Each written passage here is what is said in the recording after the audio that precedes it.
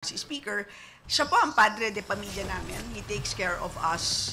We need to also take care of him. Tingnan mo stock market, mukhang patay. Kasi nga, yung mga shares, pag-aari lang ng mga Pinoy. Or Pero pag misunderstood. sinabi mo yung mga... May nabasa kasi ako na sinabi na binubuli daw namin yung Senate. No, not at all. We're not bullying the Senate. So ito na mga kabanat, umamin na itong si Stella Kimbo na ang kanilang padre di pamilya, no? Kinikilala pala nila na padre di pamilya itong si House Speaker Martin Romualdez. At sinabi niya itong si Martin Romualdez daw, siya itong nagpoprotekta sa kanila at kailangan din na nilang protektahan. So ibig sabihin mga kabanat, ewan ko lang paano nyo to i-explain. So sabi naman ito ni Salcida ay itong bansang Pilipinas daw, yung mga ano dito ay nakasalalay lang sa Pilipino, kaya kailangan nilang papasukin itong foreign investor kasi kung ang Pilipino lamang ay wala talagang maasin. So yun ang tono ng pananalita dito ni Salceda. So ito namang si Suarez ay may parinig doon sa kay Binay, no? Sabi niya dapat mahalin daw yung trabaho. Kasi may parinig itong si Binay, no, patungkol sa itong nakaraang Chinese New Year. Tapos ito namang si Suarez dahil sa Valentine's, mahalin daw yung kanilang trabaho. So ito panoorin niyo mga kabanan. Kayo nang mas dito lalo na dito sa birada ni Kimbo na kailangan daw nila, umami naman siya na kailangan nilang protektahan itong kanilang House Speaker, Martin Romualdez. Kaya ngayon, todo tanggol sila. No? Todo tanggol sila sa ano. So, panoorin niyo ito mga kabanan. For example, if ma-amend yung Constitution this year, may estimates ba kung gaano shares, pag-aari lang ng mga Pinoy. Pero pag sinabi mo yung mga shares doon, pwede nang bilhin. Kasi nga, yung mga shares, pag-aari lang ng mga Pinoy. Pero pag sinabi mo yung mga Balikan shares... natin. Oh yeah. Signal yun eh. Sobrang signal Signaling yan. effect. Ibig sabihin, biglang bukas. Ngayon kasi, pag tingnan mo stock market, mukhang patay. Kasi nga, yung mga shares, pag-aari lang ng mga Pinoy. Pero pag sinabi mo yung mga shares doon, pwede nang bilhin ng foreign. Doon pa lang ay medyo masakit na pakinggan sa mga Pinoy na may malaking stock dito sa ating bansa. Yung stock natin mukhang patay, sabi niya, dahil daw pag-ari lang ng mga Pinoy. Biglang aakyat. Makikita nyo kaagad yan. Yung mga kumpanya na by opening up the economy ay magiging more attractive to foreign investors and they are listed. Ang sinasabi ni Chair Joey, ang mga stock prices ng mga yon ay aasahan natin immediately tataas. So apart, pag binuksan natin, nirelax natin ang mga economic provisions. Apart from the FDI flows coming in, may signal kaagad na na-generate. Right now, sa totoo lang po, hard sell tayo eh. Kinakailangan magpadala tayo ng isang buong diplomatic mission headed no less by the President to go to each and every country. At pansinin niyo, pag umuwi ang trade mission, successful. Kasi nakikita nila eh. Pag pupunta tayo doon, pinapakita lahat ng documents and we make the case for it. Naniniwala sila. Nakikita nila na, ganyan pala sa Pilipinas, etc. And therefore, nakakakuha tayo ng investment pledges. Very retail siya. Diba? Pero kung meron tayong ginawang ganito, wholesale siya eh. Sa ngayon, ang inaasahan lang natin is the inflows coming from the trade mission. Wala tayo na-generate na signal that impacts immediately on the stock market. Whereas, if we do economic chacha, we do two things immediately. One is pangmalawakan na senyales, baka hindi na natin kailangan magpadala ng mission sa bawat bansa kasi alam na ng buong global investors community na, ito ng Pilipinas, bukas na sila. Diba, hindi na natin kailangan sabihan isa-isa to make a pitch. And at the same time, sinasabi ni Con Joey, stock market prices. Sir, second question. Last week po kasi si Congressman Ace Barbers mentioned he is willing to mediate between the two houses of Congress na parang to ease the tensions between the House and the Senate. May update na po ba regarding that? If nakapag-usap na Sayang, wala dito si Ace. Sir, kasi of course napag-uusapan to sa mga caucus ng mga leaders. Baka meron ng update regarding that, nakapag-usap na yung House and Senate. Well, the House has always been open to discussions with our counterparts in the Senate, especially what we've seen and what we've heard in the last few weeks. But I think it should not be taken or misunderstood. May nabasa kasi ako na sinabi na binubuli daw namin yung Senate. No, not at all. We're not bullying the Senate. I think what the Senate is realizing now is we have a House of Representatives that is more vocal. Wow. Kasi dati, nag-aantay lang kami kung anong gagawin ng Senate, nag-aantay lang kami, tahimik, kung anong magiging development. But right now, you see the aggressiveness of members of the House when it comes to tackling national issues. And now, of course, with Chair Joey and Professor Stella, you can see that when it comes to economic provisions of amending the constitutions, it's something that is very close to the heart of congressmen as well. That's why we are pushing hard that we amend the constitution. Now, with regards to relations, I think relations are strong. If there are anything and if there are any talks that need to be done, I'm sure Speaker Martin Romualdez will be more than open to hear, listen, and talk to our counterparts in the Senate. We recognize the presence of Senior Deputy Speaker Aurelio Don Gonzales Jr. Welcome, sir. The Senate is seeing is that the House is more vocal when it comes to national issues. The House is more vocal talking about issues close to their heart. The House is reacting to what is happening in our country, and in any democracy, that should be a welcome development, if I mean to say, to take things lightly. So, ako naman, ang Valentine's wish ko para kay Senator Nancy, ay sana let love rule. Wow. Yes. Diba? So, kung let love rule, mahalin natin yung bansang Pilipinas, bilisan nila yung pagpapapasa ng RBH 6 para magawa na namin sa House yung trabaho natin at maayos na natin tong saligang batas. So yun. Yun ang isa sa mga sinabi ni Suarez, no? Sinabi niya doon kay kay Binay.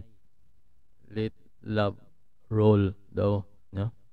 Mahalin din natin ang ating bansa. Grabe yung parinig niya mga ano nito, no? Ito naman yung pahayag ni Stella Kimbo, mga kabanat. Sa akin, well, una sa lahat, Happy Valentine's sa Nancy at sa lahat ng... Yun ay parinig din, no? Happy Valentine. Ito? Sir o... Valentine's sa Nancy at sa lahat Sir ng Nancy? Ano? mga senators. Ano naman po kami, I think lahat naman tayo dito ay peace-loving people. Gusto naman talaga natin yan. And doon po sa pananahimik, klaro naman po sa sinabi ng Presidente. Ang kailangan po natin sa ngayon, very clear yung sinabi ng Presidente, healthy and democratic debate. So, hindi po tayo pwedeng manahimik dahil napaka-importante po ng problemang hinaharap natin. Kulang ang trabaho, kulang ang kapital. Kung hindi natin to aaksyonan, patuloy pong aalis ang ating mga kababayan para lamang masuportahan ang mga pamilya nila, iiwanan nila ang kanilang mga anak at asawa. Dito sa pahayag ni Stella Kimbo, may punto din siya eh, no?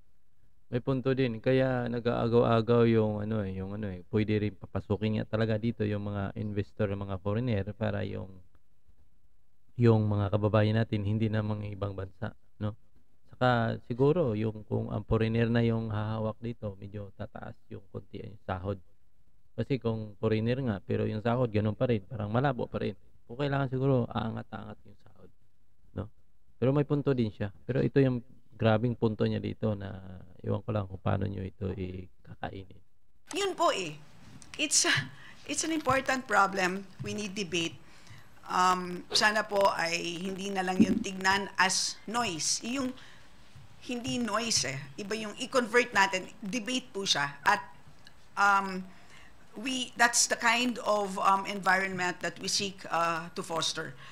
One of healthy and democratic. Ibig sabihin, let's make the people participate. So sa Wednesday po, meron po tayong roundtable discussion. Invited ang lahat. Nag-invite tayo ng academe, researchers, members of various government agencies. Tatalakayin po natin ang research na ginawa ng CPBRD. So yun, that's an example of activities that we are doing here in the House to promote healthy and democratic debate as instructed by the President. And number two, sana naman po ay, ang problema kasi is kapag may mga inquiries sa Senado na nakaka-apekto dito po sa pag-achieve natin ng peace, that doesn't help.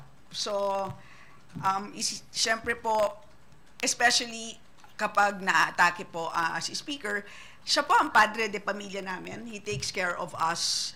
We need to also take care of him. So, doon din po kami nanggagaling.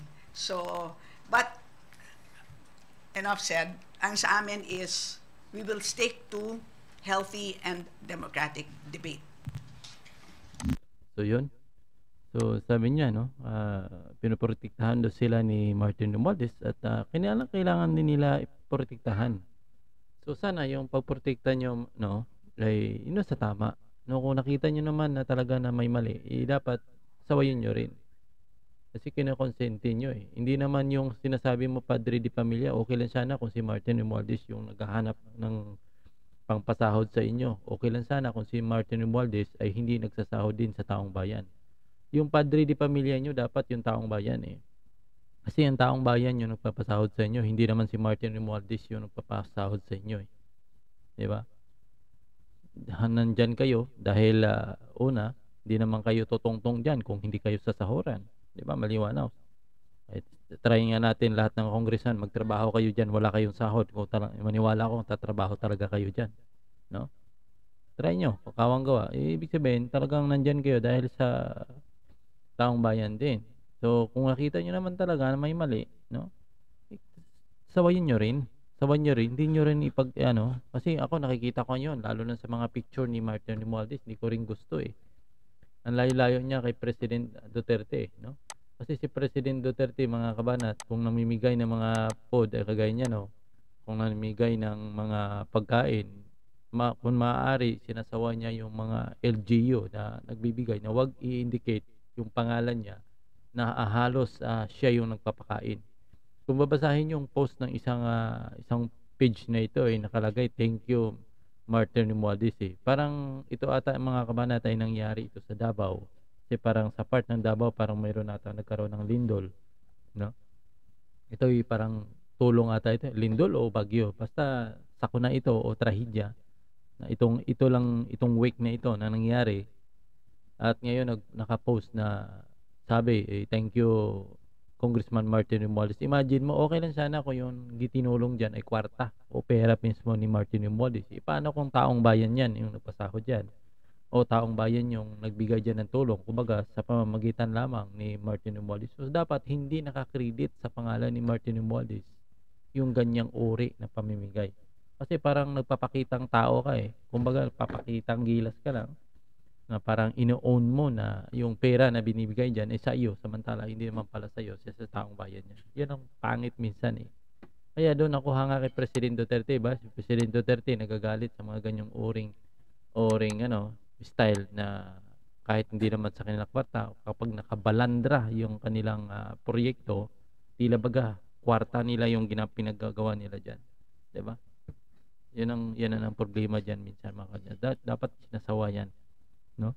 Totoo lang, hindi naman yan kwarta nila eh, no? Kwarta yan ng taong bayan na sila lamang yung gumawa. Parang nangyari kasi itong mga congressman, trabahante lang naman sila eh, no? Kumbaga, walang pagkakaiba itong mga kabanat sa tinatawag na construction. Halimbawa, mayroon ang construction, mayroong engineer, no? Mayroong architect, no? Parang ang nangyari itong mga congressman, parang ito yung ito yung sasabi natin foreman siguro. Kasi yung foreman, bagay hindi rin eh. Kasi in short, no, itong congressman, dapat yung mga gawa ay hindi nila i-own. Parang sila mismo ang gumastos. Yun ang pangit eh. Pangit, sana matuto silang ganun kasi pangit tingnan eh. Gaya nito, parang kinikredit na si Martin Romualdez, no? Oo, nandun. Si Martin Romualdez yung nag-propose niyan. Pero dapat, hindi yung parang nilamon na siya mismo yung pangit tingnan eh. Parang, kitang-kita talaga na politika talaga yung banat mo. Hindi yung kawang gawa na para talaga sa Okay sana kung individual ka na, okay sana kung individual ka o baga private citizen ka, nagtutulong ka dyan. Talagang pangalan mo yan, kahit ilagay mo pa yan sa kalsada yung pangalan mo. Dahil pera mo yan eh. Pera mo yan eh. Pero hindi naman sa'yo, dapat hindi nakaganon. Yan mismo ang pangit-pangit ng ganong style mga kabanat. So, see you in this video mga kabanat.